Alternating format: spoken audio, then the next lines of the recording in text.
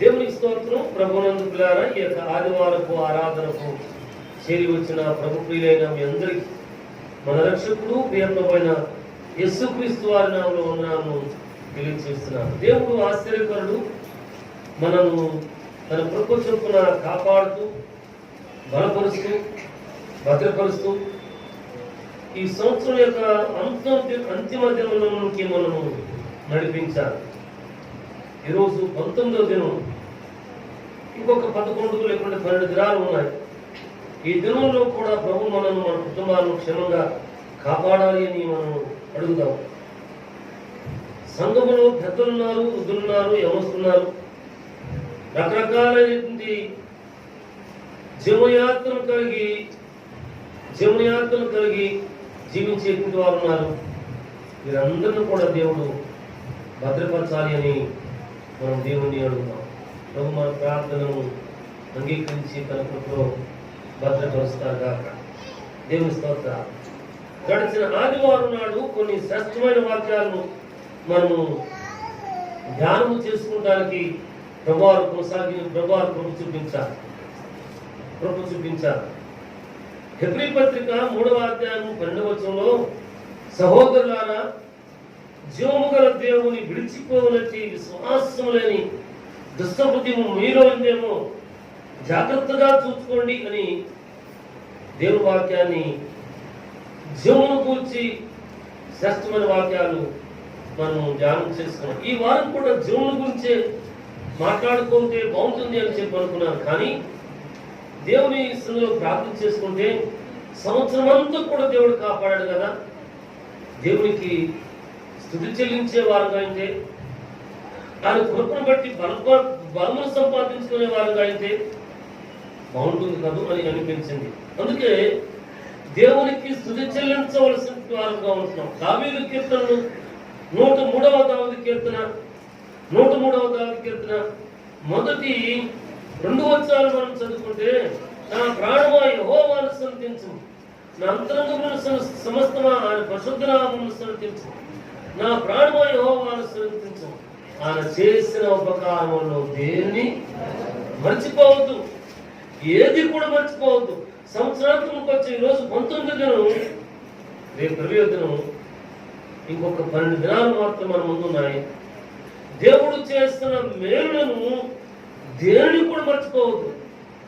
చిన్న ఉద్యోగంలో ఉన్నావా, చిన్న పనిపాట్లో ఉన్నావా, ఆ పనిపాట్లో సంతృప్తి కలిగి జీవితం. దేవుని పిల్లారా, దేవునికి స్తుతి చెల్లించు. ఆయన అంతరంగంలో సమస్తమా ఆయన చేసిన ఉపకారము ఏది కూడా మర్చిపోవద్దు. దేవుని పిల్లారా, దేవుని కృప వర్తిస్తున్న దేవుని బిడ్డారా, దేవుని కొరకు నమ్మకంగా దేవునికి స్తుతి చెల్లిస్తూ ఈ 12 దినాలు సాగి వెళ్ళేవారు ఉన్నాం.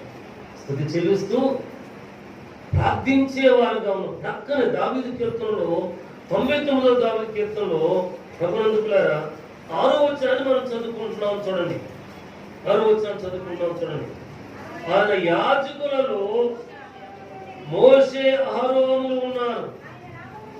ఆయన నామమును బట్టి ప్రార్థన చేయవారిలో సమూయేలు ఉన్నాడు. వారు యెహోవాకు మొర్రపెట్టగా ఆయన వారికి ప్రత్యుత్తరం ఇచ్చాడట. ప్రభువులారా, దేవుని ప్రియులారా, ప్రత్యుత్తరాన్ని దయచేశాడు, సమాధానం దయచేశాడు. ఆయన యాజకులలో మోషే అహరోను ఉన్నాడట. ఆయన యాజకుల గుంపులో ఉండకపోవచ్చు, కానీ సంఘములో ప్రార్థించే ప్రార్థనాపరుల గుంపులో నీవు నమ్మకముగా ఉన్నావా? నీ ప్రక్కన ప్రతి విశ్వాసికి ప్రతి వందనాలు చెప్పేటువంటి పరిశుద్ధుల గుంపులో నీవు ఉన్నావా? ఆమె అనగానే నీ దారిని వెళ్ళిపోతే నీకు వందనాలు చెప్పే ఛాన్స్ ఎక్కడ ఉంటుంది కదా అనుకుంటూ ఉంటారు చాలా చోట్ల. సంఘానికి వెళ్తాం కదండి, అక్కడ మమ్మల్ని పలకరించిన వాళ్ళు లేక పోయారు. నిజమే, పలకరించి మరి నీవైనా నీ ప్రక్క దేవుని బిడ్డను వందనాలు చెప్పి నా పేరు కృపావతి కృపారావు, నేను ఫలానా చోటు నుండి వచ్చాను, మా కొరకు ప్రార్థన చేయడను, సంఘంలో ప్రీపెట్టుగా వర్తించడానికి దేవుని హస్తాలకు అప్పగించమను అడిగిన విశ్వాస జీవితం నీలో ఉందా? సంవత్సరంతో వచ్చేసాం. అందుకే స్తుతి చెల్లించే దేవుని ప్రీపెట్టుగా ఆయన యాజకులు మోషే అహరోన్లో ఉన్నారట. అయితే వారు ప్రార్థన చేశారట. వీరితో పాటు ఈ ప్రార్థనా గుంపులో సమయాలు కూడా ఉన్నారట. ప్రవక్త వీరు ప్రార్థన చేశారట. ప్రార్థన ఆలకించిన దేవుడు వారి ప్రార్థనకు ప్రత్యుత్తరమును ప్రసాదించారట. అవును దేవుని ప్రియులారా, నా కుటుంబం ఇక్కడ చాలా చక్కగా కనబడుతున్నాను కదా. ఒక్కొక్క తల్లికి ఒక్కొక్క రకమైన భయంకరమైన శ్రమలు ఉంటాయి. ఒక్కొక్క తండ్రికి ఒక్కొక్క రకమైనటువంటి వేదనకరమైన పరిస్థితులు ఉంటాయి. ఒక్కొక్క బిడ్డకు యవన కుమార్తెకో చదువుకునే బిడ్డకు ఈ చదువు పొదువు లేకపోకుండా సుఖంగా వీడియో గేములతోనూ ఆన్లైన్ క్లాసులతో బ్రతికేస్తే బాగుంది కదా అనిపించే ఆనందం కూడా ఆలోచన కూడా ఉంటుంది. కానీ వీటన్నిటి కొరకు దేవుని ప్రియులను ప్రతి ఒక్కరి కొరకు ప్రార్థించవలసిన వారంగా ఉంటున్నాం.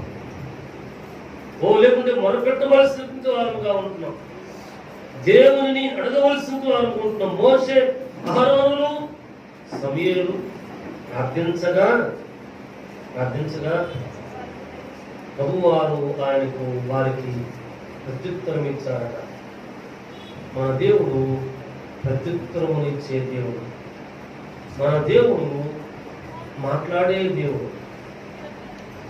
మన దేవుడు కృప చూపించే దేవుడు.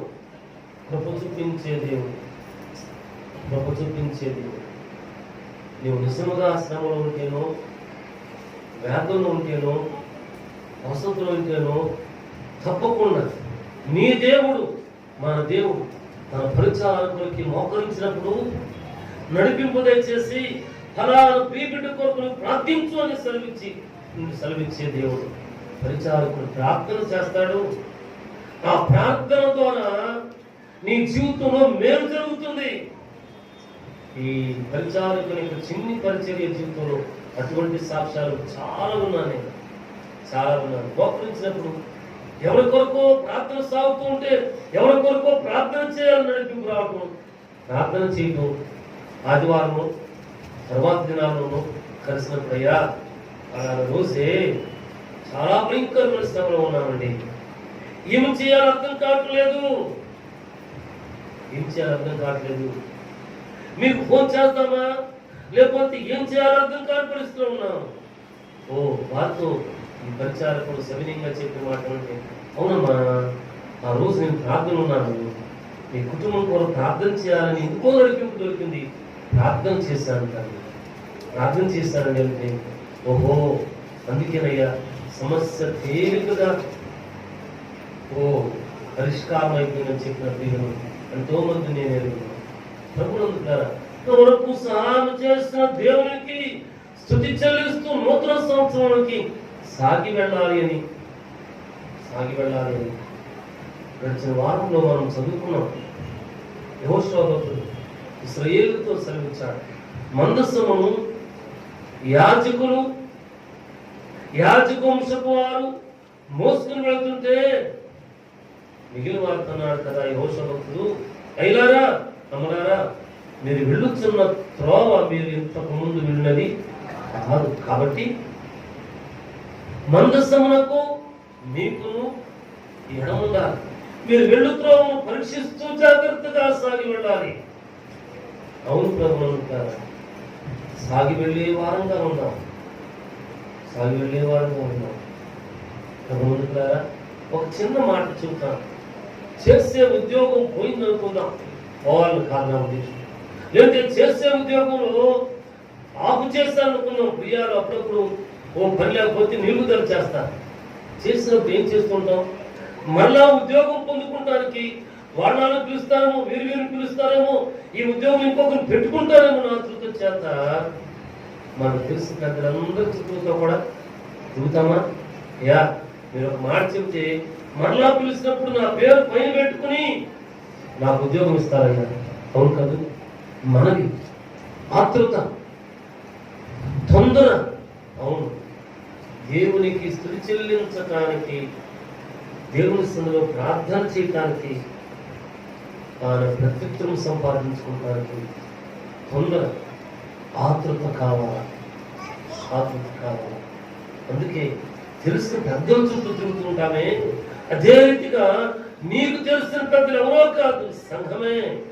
ఈ సంఘముతో కలిసి దేవుని సంఘం ప్రార్థించే ప్రియబిడ్డగా ఉండాలి. ఉంటే దేవుడు విడిచివాడు కాదు. దేవుని స్తోత్రం. మరి ఒక కంటత వాక్యం నేను ఈ సంఘంలో జ్ఞాపకం చేసుకున్నాను. దావీదు కీర్తన 23వ దావీదు కీర్తన 6వ వచనంలో దైవభక్తుడు దావీదు అంటాడు, మహారాజు నేను బ్రతుకు దినములన్నీ కృపాక్షేమములే నా వెంట వచ్చును. నేను బ్రతుకు దినములన్నీ కూడా కృపాక్షేమములే నా వెంట వచ్చును. అవును, ఇటువంటి వాక్యాలు చదువుకున్న అవును స్వామి నన్ను నిజంగా కాపాడాడు. నా 7వ తరగతిలో డబుల్ టైఫాయిడ్ వచ్చి ఇక్కడ సంఘంలో మా పెద్దలు తల్లిదండ్రులు సంఘం ప్రార్థన చేస్తుంటే ఒక పెద్ద వచ్చేటువంటి వాడు రక్షణ పొందుకున్నాడు, మేలు పొందుకున్నాడు, ఆస్వాదించబడ్డాడు, ప్రభు అందుకున్నాడు. ఏదో రోజు దైవ సేవకులు ఇక్కడ వాక్యం బోధిస్తే ఆ వాక్యం సూటిగా కఠినంగా తన హృదయానికి తాకిందట. ఇది సజీవ సాక్ష్యం. అయితే సంఘానికి రాకుండా ఇక్కడ కాకపోతే ఇంకోటి అనుకున్నాడేమో తెలీదు. రాకుండా మానేసి ఏం చేస్తే బాగుంటుందని ఆలోచన చేసుకుని చాతబడి చేయించాడు. ఇక్కడ ఉన్న ఇద్దరు తమ్ముడు చెల్లెలు తల్లిదండ్రులకు పనికిరాదు కాబట్టి నువ్వు హాస్టల్ చదువుకుంటూ నా మీద చాతబడి చేయించాడు. గట్టిగా డబుల్ టైఫాయిడ్ వచ్చింది, చనిపోయే పరిస్థితిలోకి వెళ్ళిపోయాను. ప్రభువులారా, అయితే నా దేవుడు ఏర్పరచుకున్నవాడు, చూచి కనుగొన్నవాడు మరణం చనిపోనిచ్చాడా? చనిపోయిన వల్ల మా వాడిని గారు జ్ఞాని గారు కబురు చేసి అట్లా వెళుతుంటే గుమ్మంలో గేడు దగ్గరికి వెళ్ళగానే ఆయన అట్లా నిలబడి మీ అబ్బాయిని అర్జెంటుగా తీసుకుని వెళ్ళిపోండి, క్యాంపస్లో ఉంచు. అప్పుడు నన్ను కాపాడాడు. ప్రభువులారా, 2017 ఏప్రిల్ 15వ దినం శుక్రవారం నాడు సమాధి అంచుల వరకు వెళ్ళిపోతే నువ్వెక్కడికి వెళ్తావా బాబు అని చెప్పి తన కుడిచి చాచి లేవనెత్తాడు. దానికి నేను ఎప్పుడు కూడా ఇది జ్ఞాపకం చేసుకునే సంఘం ఎంత ప్రార్థన చేసిందో, నేను ఎరిగిన వారు ఎంత ప్రార్థన చేశారో, ఈ మానవ మార్పును వదిలిపెట్టొద్దు స్వామి అని చెప్పి కృపాక్షేమం లేదు నా వెంట వచ్చును. నేను బ్రతికే దినములన్నీ కూడా నీవు బ్రతికే దినములన్నీ కూడా అందుకు ఎంతవరకు సహాయం చేసి భద్రపరిచిన దేవునికి స్తుతి చెల్లించు. స్తుతి చెల్లిస్తూ సాగి వెళ్ళి ఊరికి వెళ్ళిపోయాడు. మా కుమారుడే కొంచెం పెద్ద 10-11 తరగతుల్లో వెళ్ళిపోతున్నాడు. ప్రార్థన చేసుకుంటుంటే ఒకరోజు ప్రభు చెప్పారు కదా, నీ కుమారుని లారీ క్రింద పడిపోకుండా మరణం నుండి నేను తప్పించాను చెప్పాడు. అడిగామా? అబ్బాయి నేను చాలా జాగ్రత్తగా వస్తాను అని చెప్పి అడగతో చెప్పాడు. నా ముందు చెప్పలేదు. కానీ ప్రభువు చెప్పాడు నాకు, ఇప్పుడు తనకు మనసు కలిసిన అన్నయ్యతోనూ అక్కతోనూ వాడు అమ్మతోనూ ఏదో బీటింగ్ అరౌండ్ ది బుష్ అంటారు ఇంగ్లీష్లో, ఒక సామెత ఉంది, అట్లా చెప్పాడంట. ఓహో, దేవుడు చెప్పింది నిజమే.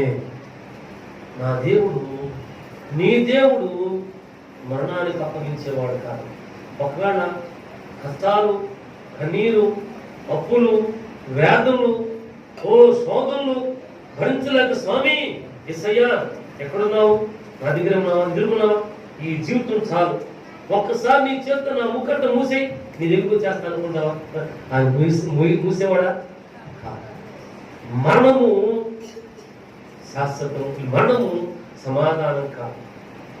దేవుని దగ్గర అడిగి ప్రత్యుత్తరం పొందుకుంటాం సమాధానం. అందుకే ఆయన యాజకులు మోషే అహరోనులు ప్రార్థించు వారిలో సమీరు ఉన్నారు. మీరు ప్రార్థన చేయగా తను ప్రత్యుత్తరం ఇచ్చాడు. దేవుని స్తోత్రం. అందుకు దావీదు భక్తుడు తన అనుభవం అంటాడు కదా, నేను బ్రతుకు దినములన్నీ కృపాక్షేమములే నా వెంట వచ్చును. అవును, మన జీవన యాత్రలో కృపను క్షేమమును మనకు అనుభవించేవాడుగా ఉంటున్నాడు, భద్రపరిచేవాడుగా ఉంటున్నాడు, కృప చూపించేవాడుగా ఉంటున్నాడు. పోయిన దాన్ని పోగొట్టుకుంటానికి ఈ లోకంలో అధికారుల దగ్గరకు, పలుకుబడి ఉన్న వారి దగ్గరకు తిరుగుతుంటామండి. అయితే మనమైతే మన దేవుని దగ్గర దేవుని దగ్గర మోకరించే వారంగా ఉన్నాం, మోకరించే వారంగా ఉన్నాం. దేవుని స్తోత్రం. 23వ కీర్తన తర్వాత ఒక మంచి మాట ఉంది. ఆ వాక్యాన్ని మనం చదువుకున్నాం. ప్రభునందులారా, నాతో పాటు 25వ కీర్తనలోనికి రండి. 25వ కీర్తన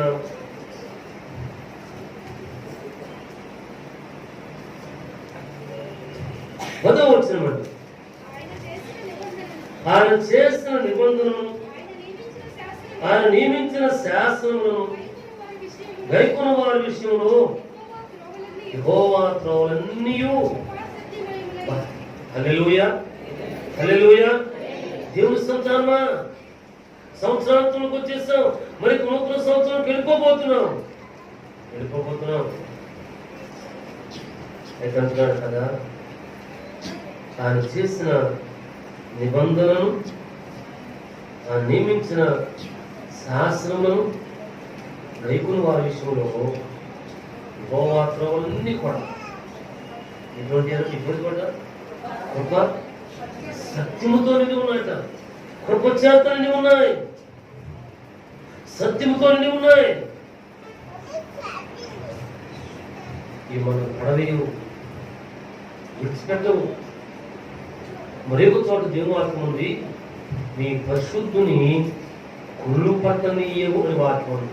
ఎంత మంచి మాట కాదు.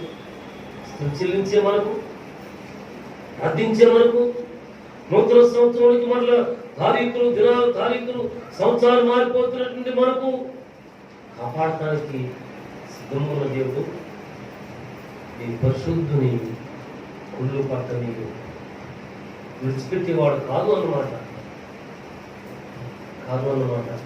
ప్రభువులారా, ఈరోజు దేవునితో చెల్లించేవారు ఉన్నారు, ఆయన ఆజ్ఞను గైకొనే వారంగా ఉన్నామా, ఆయన చేసిన ప్రతి మేరకు కృతజ్ఞతగా హృదయమంతటితో చేత యథార్థంగా బ్రతుకుతామా. మన సంఘంలో, మన కుటుంబంలో మనం చేస్తున్న పరిపాలన యథార్థంగా ఉన్నామా, దేవుని కొరకు జీవించేవారు ఉన్నామా,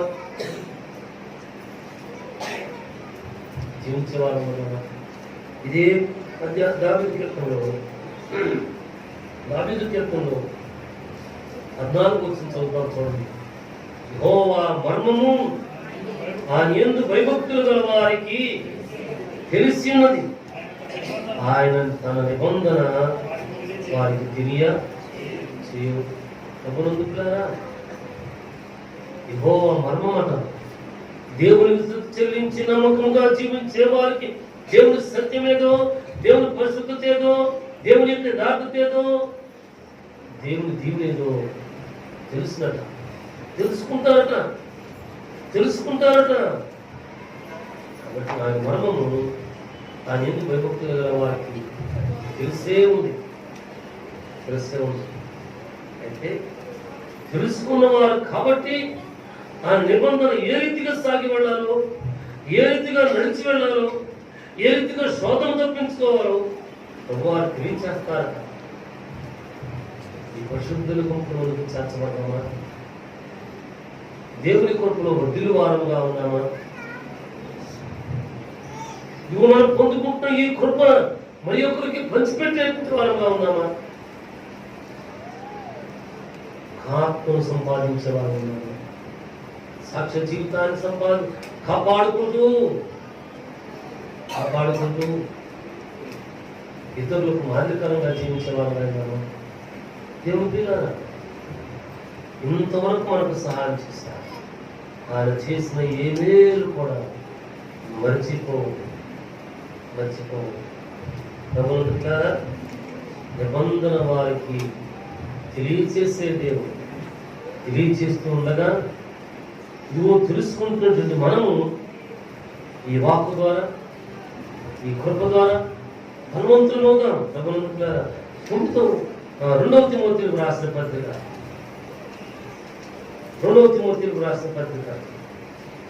2వ అధ్యాయం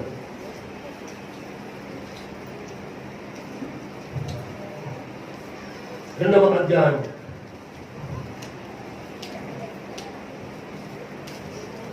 2వ అధ్యాయం 1వ వచనం. తిమోతి భక్తుడు, పౌలు భక్తుడు తిమోతి కుమారుడితో మాట్లాడుతున్నాడు. నా కుమారుడా, క్రీస్తు యేసునందున్న కృప చేత బలవంతుడవు. యెహోవా మనం తెలుసుకుంటున్నాం కదా, దేవుని కృపను వదులుతున్నాం కదా. ఆయన కుమారుడు ఆత్మీయ కుమారుడితో చెబుతున్నాడు పౌలు భక్తుడు, నా కుమారుడా, క్రీస్తు యేసునందున్న కృప చేత బలవంతుడవు. బలవంతులు కావాలా?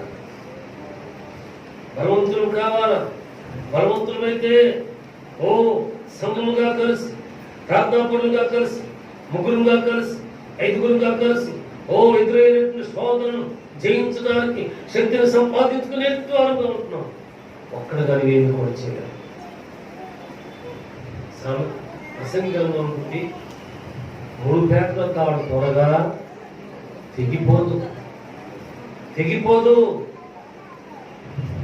తెగిపోకుండా ఉండటానికి దేవునితో, దేవుని సహవాసంతో, సంఘముతో కలిసి జీవించే వారంగా, పోరాడే వారంగా, మనం పొందుకోవాల్సిన ప్రతిఫల ఆశీర్వాదము సంపాదించుకునే వారంగా ఆయన మన దేవుడు సజీవుడు. ఇదే అధ్యాయంలో జట్టి అయిన పోరాడువాడు నియమం ప్రకారం పోరాడుకుంటే తనకు ప్రతిఫలము, జీవ కిరీటము దొరకదట. తగునందుకులారా, దేవుని వాక్యంలో 5వ వచనం, మరియు జట్టి అయిన వాడు పోరాడినప్పుడు నియమం ప్రకారం పోరాడకుంటే వారికి కిరీటము దొరకదు. కిరీటము కావాలా? బడా నమ్మకమైన మంచి దాసుడా, నీవు ఈ కొంచెంగా నమ్ముకున్నావు కాబట్టి జగత్తు పునాది వేయబడక పూర్వమే నా తండ్రి నీ కొరకు సిద్ధపరిచిన ఈ బహుమానము, ఈ ప్రతిఫలం నువ్వు స్వతంత్రించుకొని చెప్పబడాలని ఆశగా ఉన్నావా? నేను ప్రకారం పోరాడే ప్రియుడిగా, నేను ప్రకారం ప్రార్థించే ప్రియుడిగా, నేను ప్రకారం దేవుని సందులో నమ్మకంగా నీవు కనపరుచుకునే ప్రియుడిగా, బలవంతులుగా జీవించు. విశ్వాసంలో, ప్రార్థనలో, సాక్ష్యంలో, సంఘ నియమంలో బలవంతులుగా ఉంది. అది ప్రతిఫలం ఇచ్చేవాడు ఉంటున్నాడు, కృప చూపించేవాడుగా ఉంటున్నాడు, విడిచేవాడు కాదు. పౌరులు ఎఫెసీ సంఘానికి ఉత్తరాన్ని రాస్తూ ఇంకొక మంచి మాట సెలవిస్తూ ఉంటాడు. చూడండి, ఎఫెసీ పత్రిక 6వ అధ్యాయము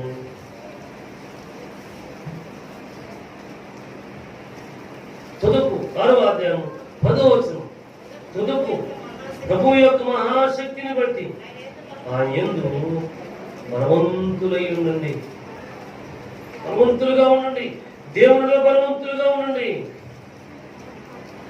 అంత మాత్రమేనా అంటే అపవాది తంత్రములను ఎదిరించుటకు శక్తిమంతులైనట్లు దేవుడిచ్చి సర్వాంగ కవచమును దేవుడిస్తున్నాడు. మనుషులు ఇచ్చేది కాదు. మనుషులు ఇచ్చేది కాదు. దేవుడిచ్చే సర్వాంగ కవచము ధరిస్తే మేలు ఉంది, ఆశీర్వాదం ఉంది, నిత్యము బలం ఉంది. ప్రభు అందుకులారా, నిత్యము బలం ఉంది. ప్రభు అందుకులారా, నిత్యము శక్తి మన కొరకు దాచబడి ఉంది. ప్రభు అందుకులారా, మన ప్రభు ఎంతవరకు సహాయం చేశారు. అయితే ఆయన చేసిన మేలు ఏది కూడా మర్చిపోకుండా ప్రభు కృపలో వర్ధిల్లుతూ జీవించేవారు, స్తుతి చెల్లిస్తూ సాగి వెళ్ళేవారు. ఆయన ఒక వాగ్దానం సంపాదించుకున్నాం. ప్రభువును వాగ్దానం బలము చేత నూతన సంవత్సరానికి సాగి వెళ్ళి పాల్గొంటాం. నూతన సంవత్సరంలో కూడా దేవుని కొరకు మంచి సాక్షిగాను, సంఘంలో నమ్మకమైనటువంటి పరిచారకులుగాను ప్రభునంతా జీవించే వారముగా మన దేవుడు మనను విడిచివాడు కాక ప్రభునంతా మనం బలపరిచేటువంటి వాడు. దేవుని వాక్యంలో అపోస్తుల కార్యములు 18వ అధ్యాయము 9-10 వచనాలు మనం చదువుకున్నట్లయితే, రాత్రి వేళ దర్శనమందు ప్రభువు నీవు భయపడక మాట్లాడుము, మౌనముగా ఉండకుము, నేను నీకు తోడైనాను. నీకు హాని చేయవాడు హాని చేతుకు నీ మీదకు ఎవడును రాడు. ఈ పట్టణంలో నాకు బహుజనం ఉన్నదని సౌలుతో చెప్పాను. అవునుతో చెప్పు. భగవంతులారా, ఈ వాక్యం మనం చదువుకున్నట్టు యూస్తు అనే ఒక కాలానికి వెళ్ళాలి. అక్కడ పరిస్థితులు అనుకూలంగా లేవు. అనేకులయ్యా ఇక్కడ పరిస్థితులు అనుకూలంగా లేవుండయ్యా అని చెప్పి రకరకాల వార్తలు వస్తున్నాయి. దేవుని వాక్యాన్ని చదవండి. అయితే ఉపవాసాలు ఇచ్చారు కదా, నువ్వు భయపడకో. ఈ పట్టణంలో నాకు అనేక జనాంగం ఉన్నారు. నేను స్వార్థ అవును దేవుడు పిల్లారా, మన ప్రభు మనకు తోడైతున్నారు. మన జీవన యాత్రలో సాగి వెళుతున్నాం. దినములు 6 నెలలు సాగి వెళ్ళిపోతున్నాయి. ఇతరులు చర్య సంవత్సరాలు సాగి వెళ్ళిపోతున్నాయి. మన ప్రభు మనకు తోడైందట. మనకు ఎవరు కూడా హాని చేయాలి. అందుకని సంవత్సరానికి వచ్చినటువంటి మనం దేవునికి స్తుతి చెల్లిస్తూ దేవుడు ఒక నిత్య సంబంధమైన పరిశుద్ధ సంబంధం వాగ్దానం సంపాదించి ముందు కలిగాను. మనం బలపరిచి భద్రపరిచి నిత్య జీవంతో మనం నింపి మహిమ పొందుతారుగా ప్రార్థన చేసుకుంటున్నామండి. మహోన్నతమైన మా తండ్రి, ఎదురు మీరు మాకు ప్రసాదించి నీ వాకులన్నిటి కొరకనిస్తుంటారు. నీవు జీవాధిపతివి, జీవము గల దేవుడు ఇస్తుంటారు. సంవత్సరాంతం తీసుకుని వచ్చాను. ఇప్పుడు ముందు మీరు మమ్మల్ని భద్రపరుస్తారని ఇస్తుంటారు. అందుకు కృతజ్ఞతగా స్తుతి చెల్లిస్తూ మీరు చేసిన వీళ్ళు ఏది కూడా మర్చిపోకుండా ఇంతవరకు సహాయం చేసిన మీ ఎడల నమ్మకత్వమును కలిగి మీ కృపను బట్టి బలమును సంపాదించుకుంటున్నాం. నూతన సంవత్సరం వెళ్ళడానికి మాకు సహాయం తెచ్చమని, ఈ దినవాక్యాలు మాకు దీవెనకరంగా మార్చమని యేసు నామములో ప్రార్థిస్తున్నాము తండ్రి. ఆమేన్.